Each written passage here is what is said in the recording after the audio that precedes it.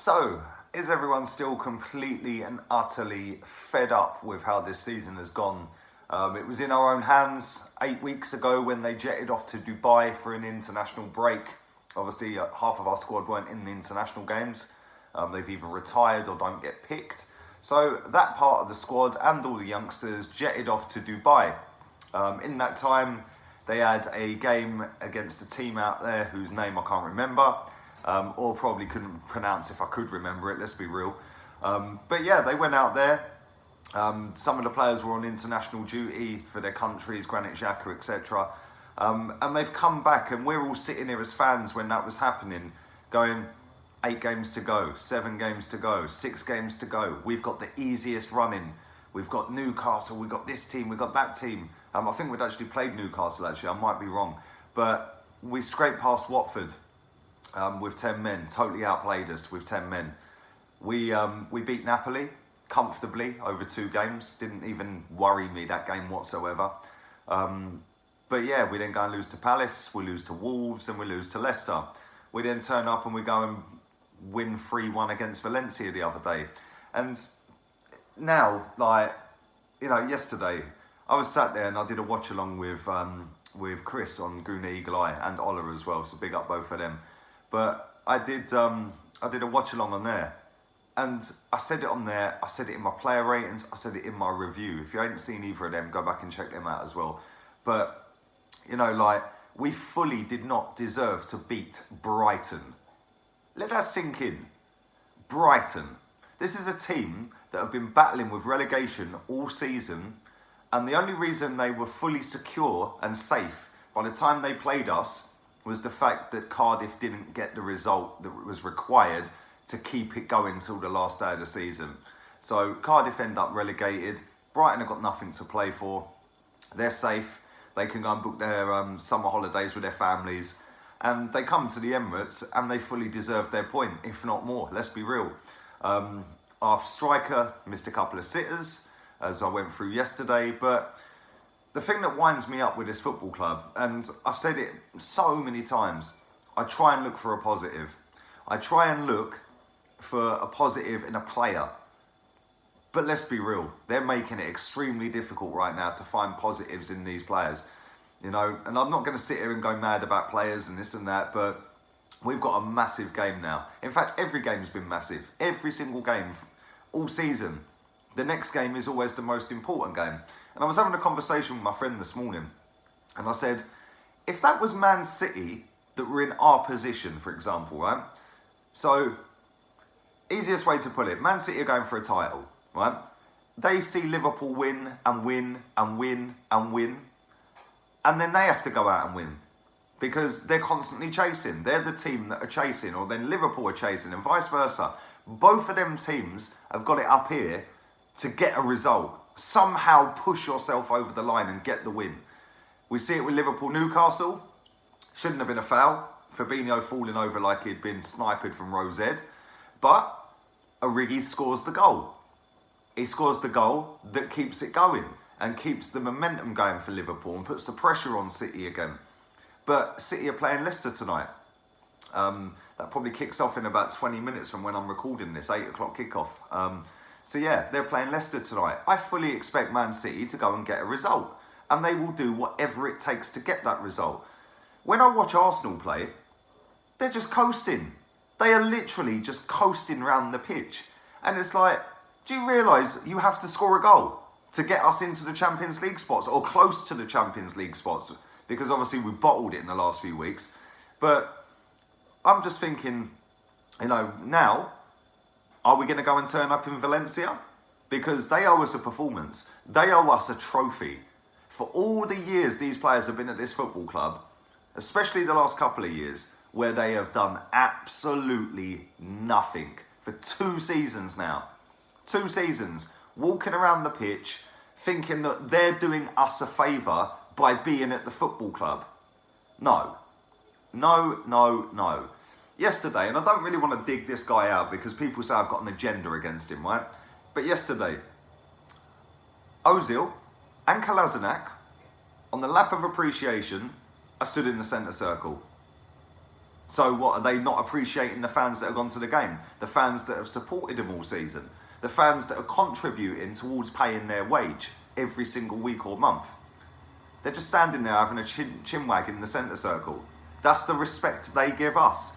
Yet when they all come out, not just them two, but when they all come out into the media, they come out with all the right PR. Yes, we want to do it for the fans. We need to be together. We've been training hard.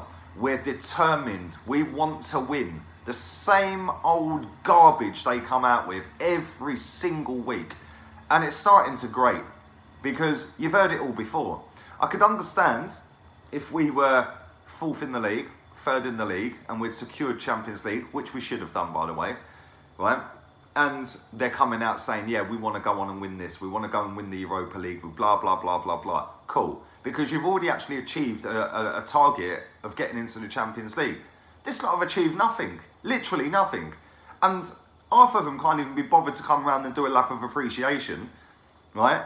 And then people are having a go at other people for leaving the ground and not staying for that lap of appreciation. And it's like, what is going on at this football club? Seriously. At the end of the day, every single Arsenal fan that goes to a football match is entitled to do whatever they want. They have paid for their ticket. So if somebody wants to stay, fair play. If somebody wants to chant the previous manager's name on the last day of last season against Burnley, for example, and call it the Mercy Arson Day, cool. Yeah, that's fine. Everyone's entitled to do that. They did that. I had no part in that. I sold my ticket, right? That's also my choice, and that is also what I'm entitled to do. And every single Arsenal fan that goes on a match day is entitled to have their match day experience however they see fit. So if they want to stand there and video a free kick, cool. That's up to them. They've paid their money. If they want to vlog the game, cool. You can vlog the game. If you want to stand there taking selfies, stand taking selfies. If you want to walk out on a lap of appreciation, you can walk out. Because at the end of the day, you have paid your money to go and support your team for 90 minutes. That is entirely up to you how you do that and how you see fit. So for these players to know that that stadium's full every single week, and for some of them players to not even come and say thank you to the ones that actually did stay behind, is a disgrace. It is a disgrace. And they should seriously have a look at themselves, these players. Not just them two that I mentioned in the centre circle, but there's others at this football club as well. Some of the stuff they come out with is just ridiculous. But yeah, we're now on to Baku. If we beat Valencia, we've got Valencia on Thursday, obviously, and we're 2 goals up. We're 2 goals up. Does anyone seriously think we're going to beat them? I'll quite happily take a draw right now. I'll quite happily just sneak through if we have to. But even if we get to the final, are they going to show up? Are they going to do the business? Who knows? They're bottle jobs, all of them. And, you know, like I said, I've tried to look for positives all season this season. I've tried to stay positive with the manager. At times he's wound me up with his substitutions, his 5 different tactical changes in a match. But I think, on the whole, I think he's actually done all right as a manager this season. It was always going to be a difficult task. If he can oversee a victory in Baku, providing we get there, then he's done really well. Because we haven't won a trophy in Europe for 25 years. If these players care about us fans one single bit, they will go out there on Thursday against Valencia and they will get the result. They will then go out into Baku in 3 weeks' time and they will get the result. And if they don't get the result, they better put a shift in. Because the amount of fans that are going to travel out there and pay 900, a grand, £1,100 to get out there, have accommodation and a ticket and stuff like that, they want to make sure they put a performance in, providing we get there. As for the Burnley game, obviously we have an obligation to fulfil the fixture. I'd fulfil it with kids. Fulfil it with kids. What is the point? What is the point in playing this squad? Because they ain't going to turn up. They ain't going to turn up. Go and put the under-18s in. Congratulations to them, by the way. They're champions of their league because they're not bottle jobs. And congratulations to the women as well. They're also not bottle jobs. So for me, the Burnley game is irrelevant. The season's done for me. The Premier League season is over. I don't care about the final day of the season. Don't care if Man United overtake us. Really ain't interested. Now, everything has to go into that Valencia game. And if we can get past that and get to Baku, we need to win it. because that will actually take the pressure off of the manager, because I've seen a lot of people getting on his case today. And yeah, he's not been perfect. He's made a lot of mistakes this season. But we all wanted change, or the majority of people accepted it was time for change. And now a lot of people are getting on his case. And it's like, just come on, man. Let him have another transfer window. And we'll look at it at Christmas. If he doesn't get backed this summer, he should walk. He should just say, no, enough's enough. They're not backing me. He also needs to get rid of some of these players. And that should be his first objective after the season finishes. As soon as the season's done, get rid of some of these players and make sure you do it quick. Get the money in and then go and spend some money. But I don't know, like I said, it's Baku or bust now. If we don't win it, it's been a disappointing season, and it'd show that the players are just comfortable. They're in their comfort zone, they're in their bubble. If we do win it, fair play. That'll give us some money, extra money, and it'll mean we'll hopefully get rid of a few more than we would have done if we stay in Europa League. Anyway, let me know your guys' thoughts on it. Leave it in the comment section down below. Subscribe, like and share. Well over 11,000 as well now, so big up yourselves for that. Until tomorrow morning when I do my daily transfer update, I'm out of here.